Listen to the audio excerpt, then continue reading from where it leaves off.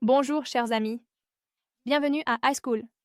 Dans cette leçon, nous allons apprendre à utiliser correctement les verbes modaux can, could, may et might.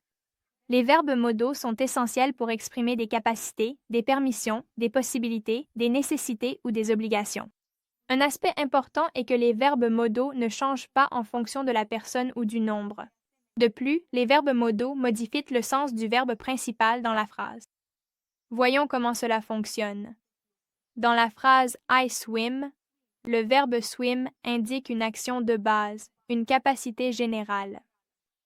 Dans la phrase Can I swim, le verbe can change le sens de la phrase, la transformant en une question sur la permission ou la capacité. Nous allons maintenant explorer plus en détail can, could, may et might afin de comprendre comment les utiliser correctement dans différents contextes. Nous commencerons par can et could qui sont utilisés pour exprimer la capacité et la permission, puis nous parlerons de may et might qui servent à exprimer la possibilité et la permission de manière plus formelle. Can it could. Can exprime la capacité ou l'aptitude à faire quelque chose dans le présent. I can speak English. She can swim very well. Elle peut très bien nager. Could est la forme passée de can et nous l'utilisons pour parler d'une capacité que nous avions dans le passé. When I was a child, I could run fast. Quand j'étais enfant, je pouvais courir vite.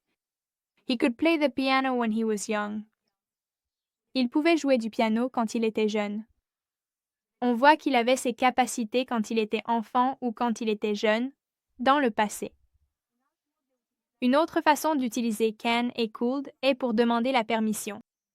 La différence entre can et could concerne le niveau de formalité et le contexte dans lequel ils sont utilisés. Si tu es dans une situation détendue, comme lorsque tu parles avec un ami ou un collègue, tu utilises can. Can I use your phone? Puis-je utiliser ton téléphone? C'est une question directe, appropriée dans un contexte informel. Si tu es à une réunion, une rencontre professionnelle ou un événement important, il vaut mieux utiliser could. Could I use your phone, please? Puis-je utiliser votre téléphone, s'il vous plaît? C'est une question plus formelle. Ainsi, can s'utilise dans des situations informelles, tandis que could est préféré lorsque tu veux être plus poli ou t'adapter à un contexte formel. Parlons maintenant de may et might, qui sont utilisés pour exprimer la possibilité et la permission, mais de manière plus formelle que can et could.